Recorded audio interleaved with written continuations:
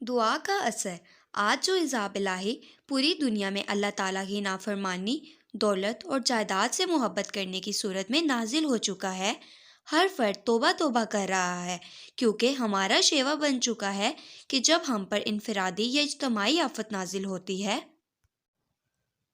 تو ہم خدا سے توبہ کرتے ہیں۔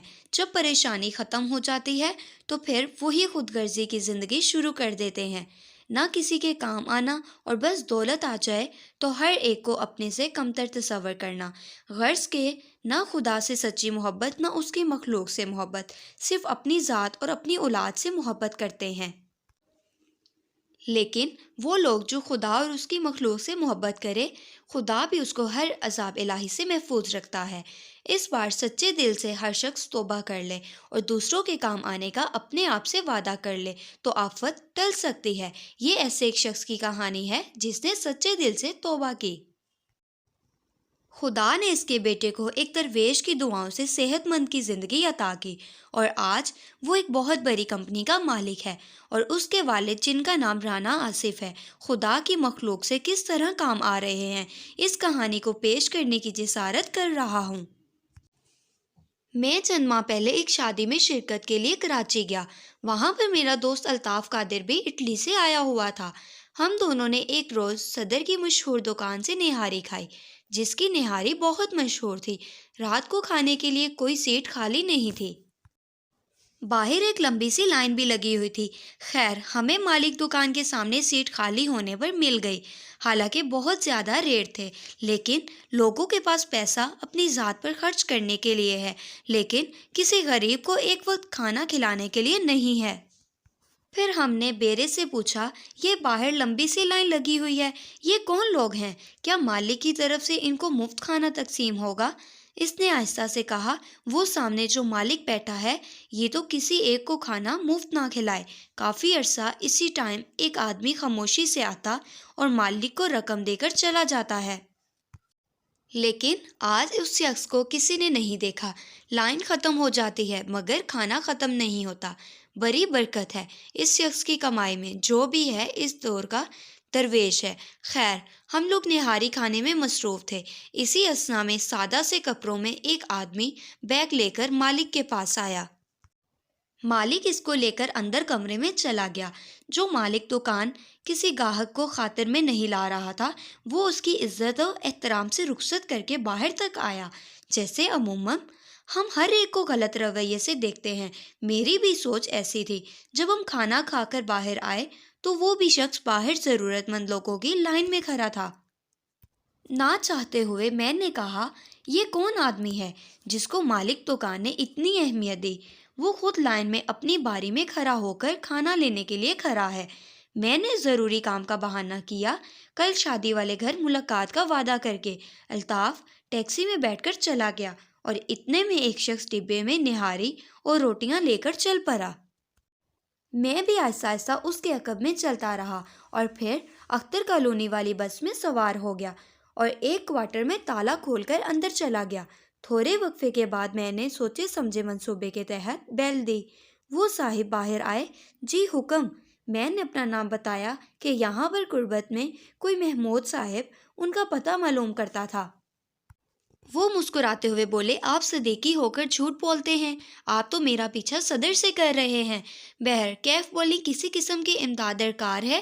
اور مجھے ایک الماری کھول کر بولے، جس قدر ضرورت ہو رقم لے لیں۔ وہ الماری نوٹوں سے بھری تھی، اور زیادہ تر نوٹ بڑی رقم والے، یعنی 5,000 والے تھے۔ نہیں جناب، آپ کی دعاؤں سے میں معقول پنشن لیتا ہوں، اس پر میرا کوئی حق نہیں ہے۔ میں نے کہا، پھر کیا چاہتے ہیں؟ میں نے ساری کہانی ان کو بیان کر دی کہ کس طرح آپ نے دکان کے مالک کو ادائیگی کی، پھر ضرورت مندوں کی لائن میں لگ کر اپنی ہی ادائیگی کا کھانا حاصل کیا۔ وہ کہنے لگے، بات یہ ہے کہ جہاں تک ادائیگی کا تعلق ہے، یہ ان کا حق تھا، اور لائن میں بھی میں اس لیے کھڑا ہوا تاکہ مجھے بھی اس کیفیت سے گزرنا پڑے جس سے یہ ضرورت مند گزرتے ہیں۔ لیکن یہ تبدیلی کیسے آئی؟ میں نے پوچھا۔